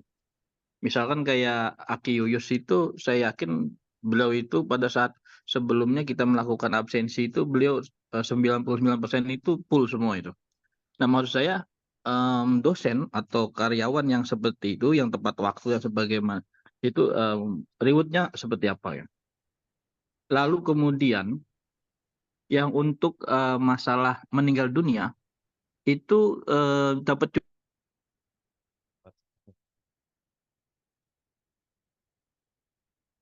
Ya, silakan Pak. Meninggal dunia apa?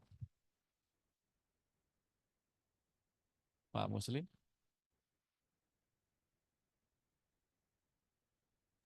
halo, Halo, ya Pak. suara Dilanjut saya Pak. terdengar.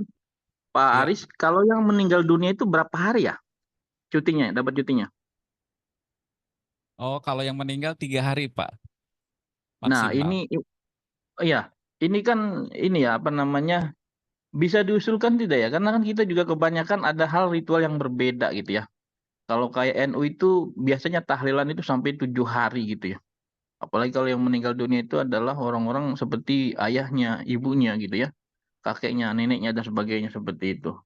Nanti tolong diusulkan jangan sampai maksimal 3 hari karena untuk merecovery kesedihan itu kan 3 hari itu menurut saya ya kayaknya nggak begitu deh. Mungkin 7 hari atau berapa hari seterusnya itu nanti tolong diusulkan Pak Aris. Kayaknya seperti itu. Dan kemudian yang tadi Pak Aris, rewardnya apa ketika orang itu taat gitu ya. Ketika orang itu full time bahwa sesuai dengan transportnya. Apakah ada transport lebih atau bagaimana? Kayaknya seperti itu Pak Aris. Terima kasih. Ya, baik. Terima kasih Pak Muslim. Nah, terkait dengan tadi cuti ya. Nah, cuti karena keluarga meninggal dunia itu dalam aturan kepegawaian maksimal 3 hari. Jadi kalau memang ada ritual tersendiri, ada waktunya lebih dari itu, kemarin sih sempat kita diskusi ya. Jadi karyawan atau dosen bisa mengambil cuti tahunan. Jadi setelah 3 hari selesai cuti karena meninggal, kurang nih bisa mengambil haknya, diambil cuti tahunan, mengajukan cuti tahunan. Ya. Kemudian yang pertama tadi pertanyaan adalah apakah ada reward?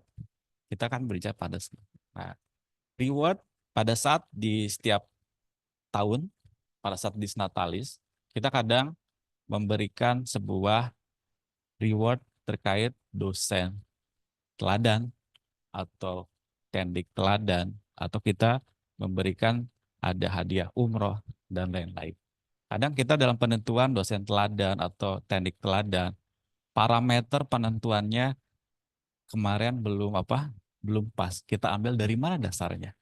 Nah, jadi setelah adanya sistem ini Hayat Portal, nah jadi oleh pimpinan itu akan dijadikan kehadiran tadi, ketaatan tadi full terus, tidak pernah bolos ataupun aktif terus, itu akan menjadi salah satu penilaian untuk penentuan teladan dosen atau tendik teladan yang nanti akan diumumkan setiap Disnatalis Unpad itu selalu dipublikasikan siapa penerima award tersebut. Jadi mungkin yang saya tahu hasil dari informasi dari pimpinan terkait dengan reward, terkait dengan hal ini, kita masih bicara pada saat Disnatalis saja. Ada reward terkait dengan dosen dan tendik teladan atau terbaik. Itu Pak Muslim. sementara jawaban dari saya. Dan untuk masukan terkait dengan batas waktu durasi cuti untuk meninggal, nanti akan saya coba sampaikan ke bagian SDM dan pihak yayasan. Terima kasih Pak. Silakan, ada lagi?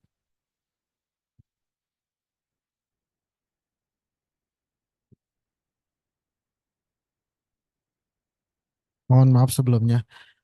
Dari tadi saya sempat mendengar mengenai punishment jika ada misalkan saya 1 hari nggak masuk dan tidak melapor atau mengklaim, itu akan ada potongan uang transport uh, atau apalah itu punishmentnya. Sedangkan untuk salary tendik sendiri itu masih mengacu terhadap SK Rektor tahun 2016.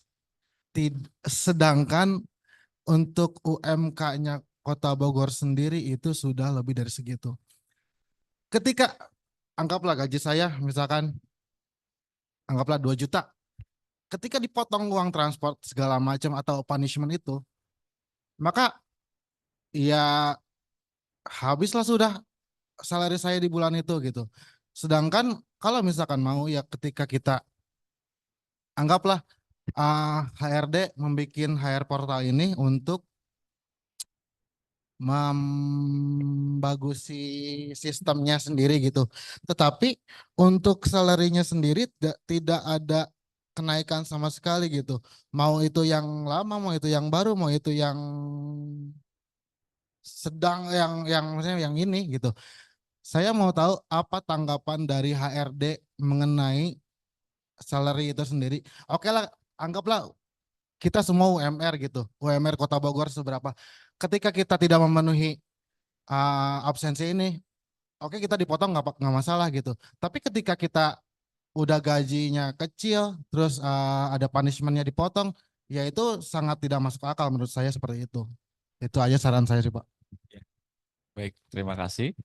Nah, memang pertanyaan ini yang selalu saya jumpai ya di Tendik. Ya kita pun ya saya pun sama. Di sini saya selaku menjelaskan terkait dengan operasional teknis dari implementasi peraturan. Nah, hal ini kan terkait dengan kebijakan Pak ya.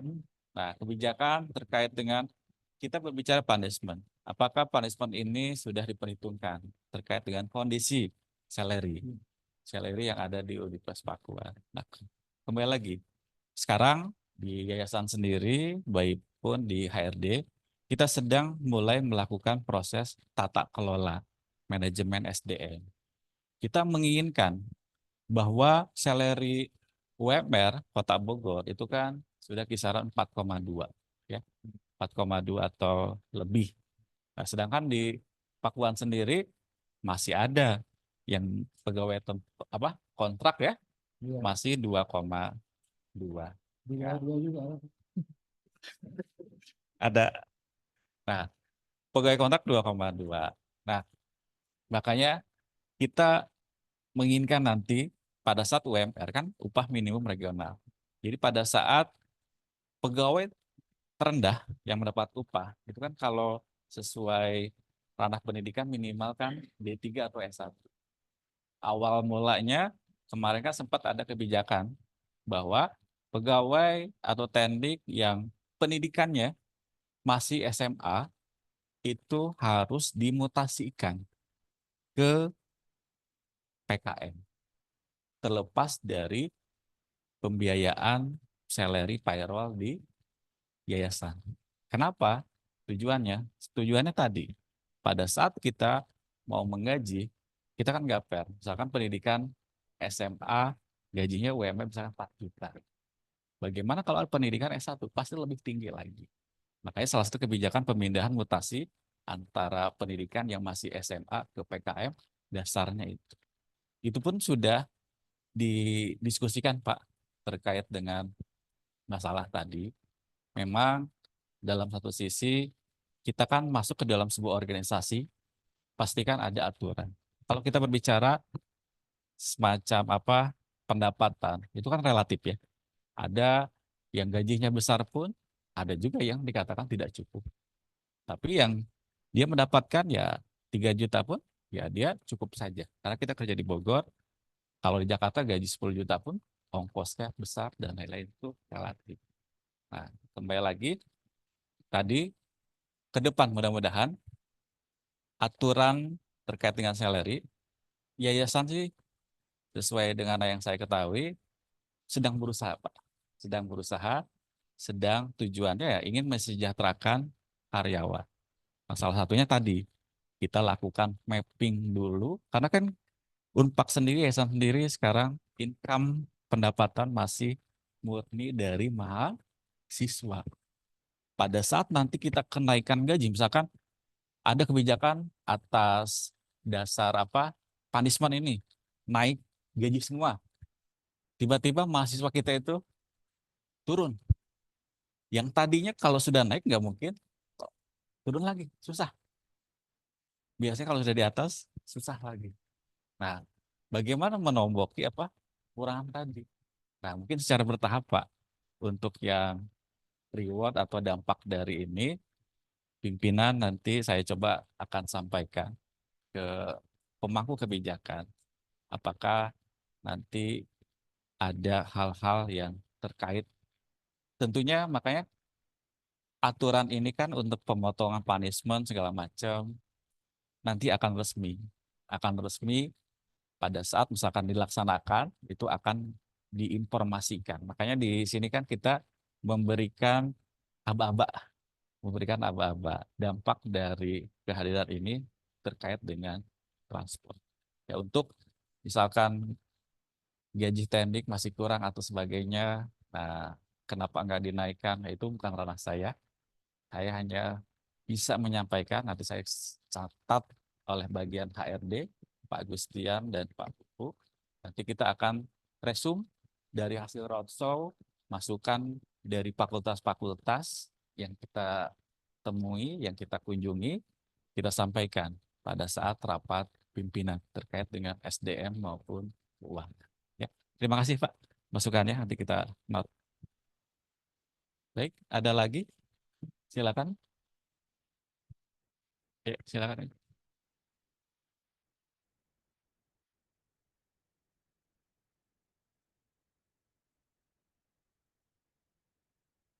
Yang belum Iya, tetap Pak kan Arif. otomatis belum nggak ada tuh uang transport. Nah, ketika dia telat atau nggak masuk izin, apakah ada yang dipotong apa tuh? Untuk yang kontrak kan dia tidak dapat transport ya.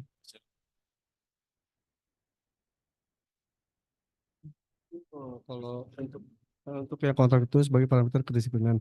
Ketika nanti ada pengangkatan, itu dia track record dia selama menjadi karyawan itu apakah apakah mumpuni atau benar-benar tidak disiplin. Itu sebagai parameter aja sih, Pak. Baik, cukup Pak, terima kasih. Terima kasih ya Mas Ilvan ya. Jadi memang HR Portal ini sebenarnya kalau untuk punishment pemotong transport bukan untuk karyawan kontrak. Kasihan karyawan kontrak belum kan include.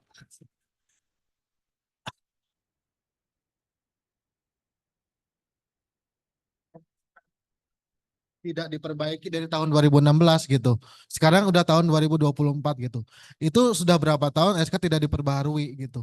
Kenapa SK bisa dilihat untuk karyawan kontrak itu penggajian itu masih dilihat dari SK Rektor tahun 2016. Ketika saya tanda tangan pun masih SK Rektor tahun 2016. Sudah berapa tahun itu SK tidak diperbaharui gitu aja. Bapak sebagai karyawan tetap atau kontrak? Ya, kalau kontrak, sekarang kontrak itu kalau yang mulai aturan 2024, tanda tangannya itu tidak lagi Warek 2, tapi langsung yayasan ya. Langsung yayasan. Nanti kalau memang ada perpanjangan kontrak yang menjadi landasan diperpanjang atau tidak, selain usulan rekomendasi dari fakultas atau unit kerja, itu dari track record, histori kedisiplinan. Salah satunya dari HR Portal. Jadi bagian SDM, di sini Pak Pupu, Mas Gustian, nanti mengecek tuh. Pada saat pengajuan, dicek historinya, rajin atau tidak. Nah, ternyata dari histori banyak dari sebulan masuk cuma 10 kali. Nah, itu menjadi faktor pertimbangan bisa diperpanjang atau tidak. Ya, jadi kita per untuk dalam hal kedisiplinan untuk perpanjangan kontrak. Pak Aris bisa masuk lagi saya Pak Aris?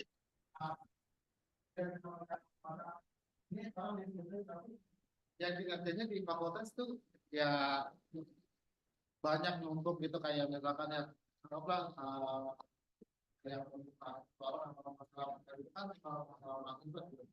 Tidak bisa melihat satu mata kalau misalkan di HR portal saja gitu. Tetapi kan HR-nya juga perlu menyampaikan ke Wadekdo atau KTU-nya atau siapa atasannya menanyakan bahwa si orang ini tuh kinerjanya gimana, kenapa dia bisa nggak absen terus, landasannya itu apa dia nggak absen ya. Mungkin kalau saya karena saya jujur saya nggak pernah absen dari awal mulai muncul HR portal itu saya nggak pernah absen karena saya ya untuk apa saya emang absen HR portal tapi ya gaji saya segitu-gitu aja gitu. Saya landasannya itu gitu. Tapi ya kalau misalkan saya kerja boleh ditanyakan ke Pak Sasongko, Pak Ridi atau siapapun itu ya kalau misalkan kinerja saya profesional gitu. Ya.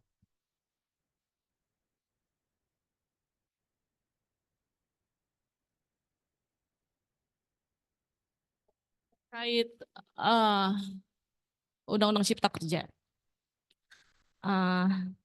Ketika kita sign kontrak terus berlanjut, sign kontrak lagi. Saya pernah melihat ada Perpu nomor 2 tahun 2022 kalau nggak salah. Saya lupa pasalnya, menyebutkan bahwa ketika sign kontrak, dia harus dibayar sebanyak 1 bulan gaji. Perpanjangan kontrak maksudnya. Nah, apakah itu bisa disederhanakan, diaplikasikan ketika teman-teman kontrak semacam saya ini dan kawan-kawan yang belum itu diakomodir hak-haknya, hak karyawan kontrak itu saja. Makasih. Mungkin bisa dibaca lagi nanti Undang-Undang Cipta Kerja dan turunannya, peraturan pemerintah dan Perpu pengganti undang-undang itu. Kasih. Baik, mungkin saya coba menjawab dari pertanyaan Pak Rizky ya. Nah, seperti yang tadi saya informasikan, HR portal ini, kehadiran HR portal ini menjadi salah satu variabel, bukan menjadi penentu. Tetap bagian HRD biasanya pertama yang menjadi variabel itu adalah kinerja. Biasanya HRD kan ada usulan dulu, ada usulan dari fakultas. Tentunya dari fakultas yang diusulkan itu yang kinerja yang bagus. Kemudian ada konfirmasi ya. Ada konfirmasi dari pihak SDM ke fakultas yang bersangkutan. Bagaimana kinerja dari karyawan yang mau diusulkan perpanjangan kontrak tadi. Nah, jadi tidak hanya itu Pak ya. Jadi tidak hanya full dari HR portal itu menjadi acuan untuk apa? Untuk diperpanjang atau tidak. Tapi dasarnya kalau memang ini kan tujuannya untuk mendisiplinkan ya, supaya taat dalam hal jam kerja sesuai dengan aturan yang sudah di-sign. Pada saat kontrak kan di situ ada pasal-pasal yang sudah jelas ada jam kerja yang harus diikuti. Kemudian pada saat kita bagaimana saya sudah bekerja bisa dilihat ke atasan saya sebagai macam. Nah, itu yang tahu kan atasan. Atasan yang bersangkutan teman. Tapi kan dari segi HRD kita ingin pencatatan histori. Dalam sebuah organisasi apapun, Bapak bekerja di sebuah perusahaan di luar pun, pasti hal itu kan ada. Ada mereka biasanya kalau di pabrik kan ada temkar. Ataupun kalau di PNS, kalau di BRIN sekarang sama seperti ini.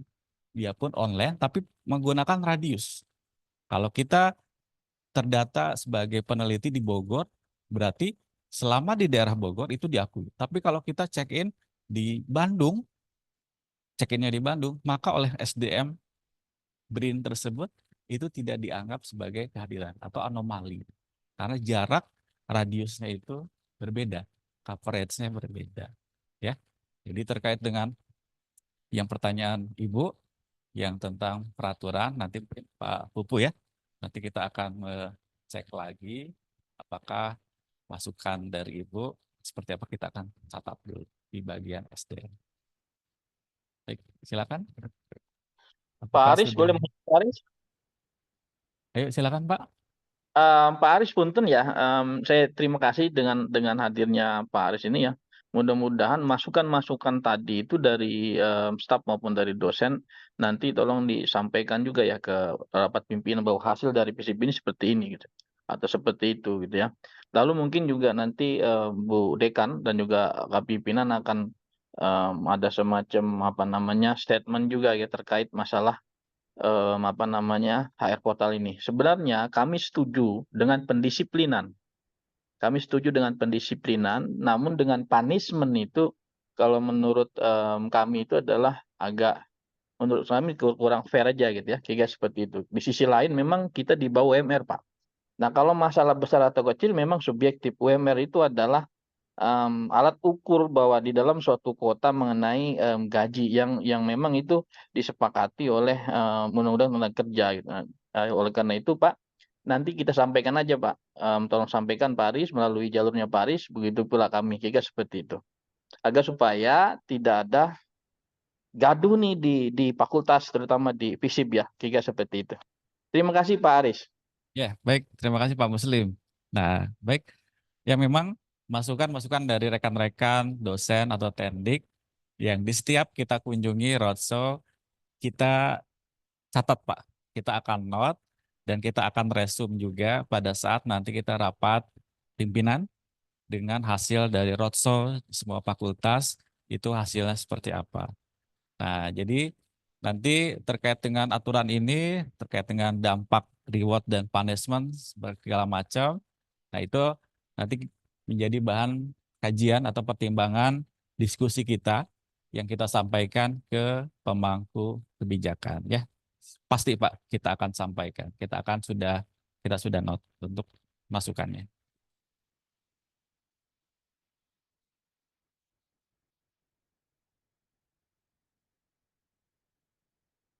Sudah?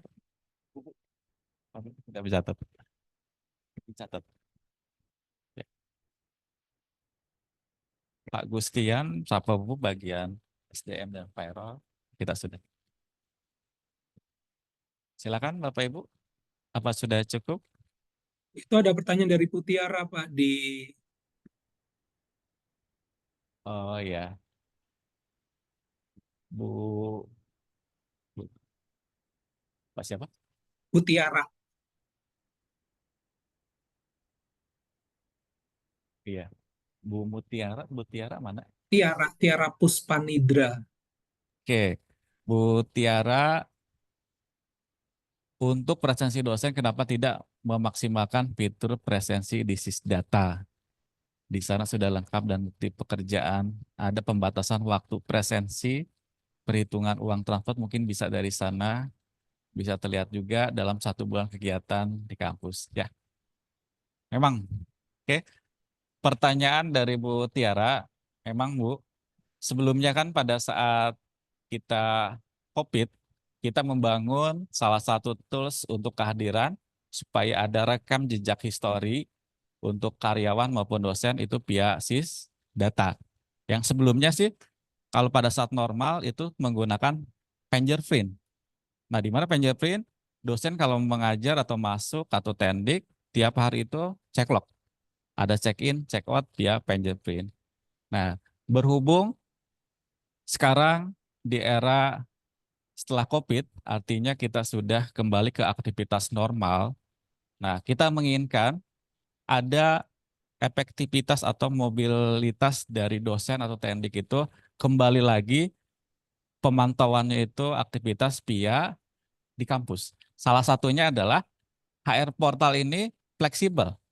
Bisa sebagian fiturnya bisa digunakan dimanapun.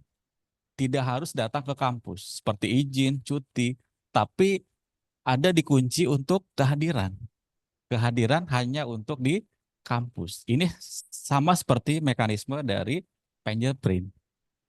Nah, jadi atas dasar itu, kita sudah beralih ke era normal kembali pasca pandemi, maka yang Sisdata kita tidak menggunakan lagi dengan pola seperti itu, karena banyak tendik itu yang hanya memasukkan absen via Sisdata, tapi sebenarnya dia tidak ada di kantor atau aktivitasnya tidak jelas. Bahkan pimpinan pun pada saat pengecekan tidak mengetahui posisinya itu ada di mana. Tapi di kehadiran Cisdata, beliau itu mengatakan hadir. Ya. Nah, jadi dasar itu Bu Tiara oleh bagian SDM itu membuat sebuah sistem baru untuk menggantikan kehadiran di Sisdata. Berikutnya ada lagi Pak Christian.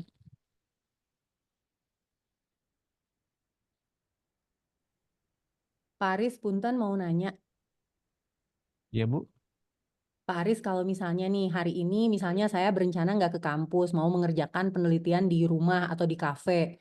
Terus Ya. berarti buktinya saya kirim apa capturean saya lagi ngerjain kah gitu biar Pak Sasongko verifikasi atau bagaimana? Itu bisa nggak sih Pak? Kan karena sebenarnya mungkin aja ya Pak, kita meskipun nggak ke kantor tapi kan di rumah kita mengerjakan penelitian lah atau apa gitu. Nah, itu sih yang mungkin jadi permasalahan dosen-dosen ya, karena beberapa teman-teman saya mungkin kalau kerja di kantor kan pusing ya Pak gitu. Nah, biasanya kita kerja di rumah atau di mana gitu. Boleh nggak Pak kalau kayak gitu? Ya, boleh banget Bu. Silakan. Tadi kan sudah dijelaskan, jika Ibu memang sedang riset membuat artikel, penelitian, artinya kita sedang berada di luar kampus, tapi kita sedang melaksanakan tugas tridharma tersebut, silakan Ibu tinggal manfaatkan ada fitur namanya izin. Nah, izin di sini Ibu tulis saja izin dinas. Capture-nya buktinya apa untuk ke Pak Sasongko? Tadi, bisa Ibu capture misalkan bukti sedang kegiatan. Ada artikel atau apa yang sedang dilakukan, nanti Pak Sasongko lah yang nanti akan melakukan verifikasi. Pak Sasongko lebih tahu, Budi ini sedang melakukan penelitian atau tidak, nanti diserahkan ke unit pimpinan masing-masing. Bisa sekali. Jadi tidak usah khawatir, untuk hal-hal seperti itu di HR Portal sudah bisa memfasilitasi. Dan itu kita anggap sebagai kehadiran. Baik, terima kasih Pak Aris. Ya, baik, terima kasih. Baik, mungkin dari Bapak Ibu yang hadir secara offline dan online, kita cukupkan untuk sesi diskusi atau tanya jawab. Nah, insya Allah dari masukan Bapak Ibu yang hadir pada sesi roadshow hari ini, kita dari tim HR Portal, saya, Pak Gustian, Pak Pupu, kita akan mencatat dan menyampaikan hasil dari pertemuan atau diskusi kita hari ini. Semoga dengan adanya HR Portal, dengan tujuan mulianya adalah kita ingin membuat sebuah tata kelola yang baik di lingkungan Universitas Pakuan itu berjalan dengan lancar.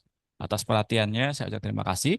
Wabillahi taufiq wal hidayah. Wassalamualaikum warahmatullahi wabarakatuh. Terima kasih aplaus buat Pak Aris ya. Terima kasih Pak Aris dan juga Pak Pustian dan juga Pak Pupu, Bapak Ibu dosen dan juga teman-teman dari Pendik ya.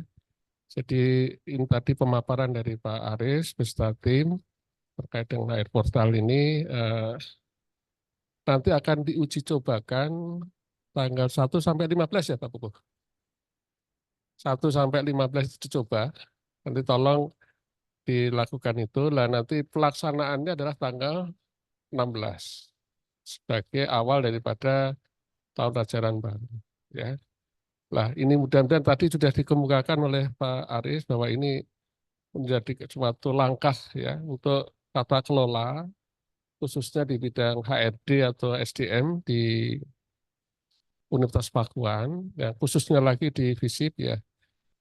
Tolong kita sebagai salah satu juga warga dari Universitas Pakuan, ya kita coba kita taatilah. Ini kan untuk demi baiknya kita semuanya terkait dengan tata pengelolaan SDM. Nah, terkait dengan ada hal kelemahan dan kekurangan yang kita lihat nanti. Itu nanti menjadi ranah kebijakan polisi dari pemangku kepentingan, yaitu dari pihak mungkin rektorat atau yayasan. Ya. Dan kembali lagi tujuan awalnya, tujuan ini adalah salah satunya untuk menata kembali pendisiplinan dan sebagainya. Supaya tidak ada kesenjangan pertumbuhan ya. Oke, baik Bapak sekalian, kalau tidak ada Terima kasih saya kita foto bareng dulu. Ya, kita foto bareng terus kita sudah jam 11 ya. Kita akhiri dengan mungkin nanti makan kalau ada makan. Ada enggak nih? Ini mana nih? Oh, sudah ada di ruangan masing-masing ya. Jadi kita makan-makan ya. Oke. Demikian dari kami. Terima kasih. Assalamualaikum warahmatullahi wabarakatuh.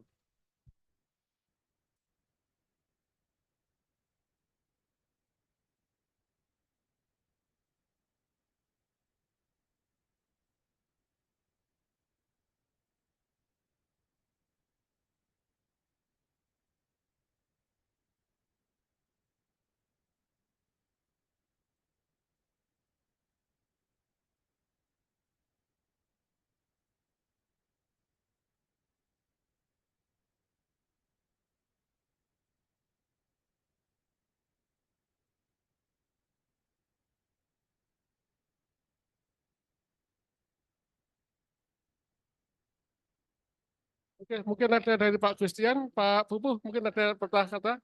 Pak Pupuh, enggak. Oke. Nah, ada Pak Pupuh ini sebentar. Jadi pada dasarnya HR Portal ini dibentuk atau